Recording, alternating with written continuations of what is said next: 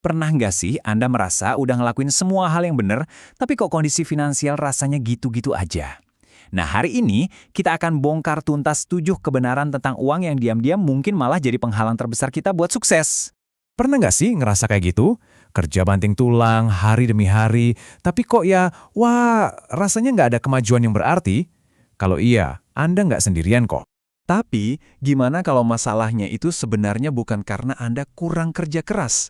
Tapi justru ada di cara berpikir kita, ya masalahnya bisa jadi ada di mindset kita sendiri. Soal kebohongan-kebohongan tentang uang yang saking seringnya kita dengar, kita sampai menganggapnya sebagai kebenaran. Oke, kita mulai dari yang paling dasar ya, fondasinya. Gimana sih cara kita memandang uang dan risiko? Dua hal ini adalah pilar yang menentukan seluruh bangunan keuangan kita loh. Kebohongan pertama, dan ini yang paling umum. Katanya uang itu jahat. Nah, coba deh kita lihat dari sudut pandang lain. Uang itu sebenarnya netral. Dia itu ibarat kaca pembesar. Dia nggak menciptakan sifat, tapi cuma memperjelas apa yang udah ada di dalam diri kita. Dan kutipan ini ngejelasin poinnya dengan pas banget. Sifat dermawan atau egois itu kan udah ada sebelum uangnya datang. Uang cuma ngasih sarana buat mengekspresikan sifat itu dalam skala yang lebih besar. Sekarang kita sering banget kan denger nasihat, main aman aja deh. Kedengerannya bijak ya kan? Padahal dalam dunia keuangan, justru menghindari resiko sama sekali tuh, ya itulah resiko terbesarnya.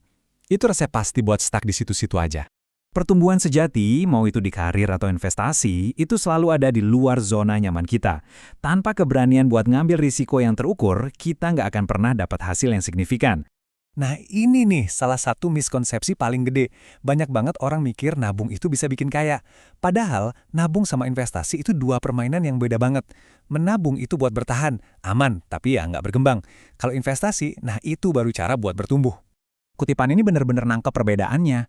Nabung itu penting, iya, buat dana darurat, buat keamanan jangka pendek. Tapi kekayaan sejati itu dibangun waktu uang Anda mulai kerja lebih keras daripada Anda sendiri. Itulah kerennya investasi. Dan mindset kayak gini tuh nggak cuma soal rekening bank loh. Coba kita lihat gimana kebohongan-kebohongan ini juga nyelip ke cara kita mandang pekerjaan dan pendidikan. Dari kecil kita selalu dibilangin, kerja keras ya biar sukses. Tapi pertanyaannya, apa kerja keras aja cukup? Kenyataannya, strategi itu jauh lebih penting daripada sekedar ngeluarin tenaga. Kerja keras buat hal yang salah, ya nggak akan bawa kita kemana-mana kan? Coba deh bayangin, banyak banget orang yang banting tulang setiap hari, tapi hidupnya gitu-gitu aja. Jadi, kuncinya bukan cuma soal seberapa keras Anda kerja, tapi di mana dan bagaimana Anda menyalurkan energi itu. Kebohongan berikutnya, mikir kalau pendidikan itu selesai pas kita dapat ijazah. Wah, di dunia yang perubahannya secepat ini, ngandelin ijazah dari 10 tahun lalu itu sama aja kayak bawa peta kulo buat jalan-jalan di kota modern. Nggak akan nyambung. Terus gimana caranya biar kita nggak ketinggalan zaman? Ya dengan ngelihat pendidikan itu bukan sebagai garis finish, tapi sebagai proses seumur hidup. Ijazah itu cuma satu bagian. Skill baru, pengetahuan baru yang kita cari sendiri. Itulah yang bikin kita tetap kuat dan relevan.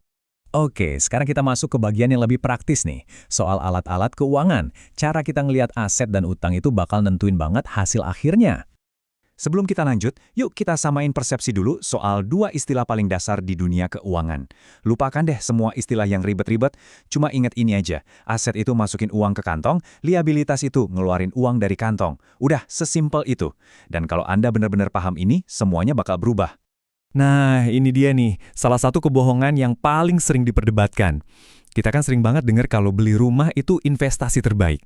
Tapi kalau kita balik lagi ke definisi yang tadi, rumah yang kita tinggalin itu beneran aset atau jangan-jangan? Di slide ini kelihatan jelas banget siklusnya. Tiap bulan uang keluar terus kan dari kantong buat bayar cicilan, PBB, biaya perbaikan.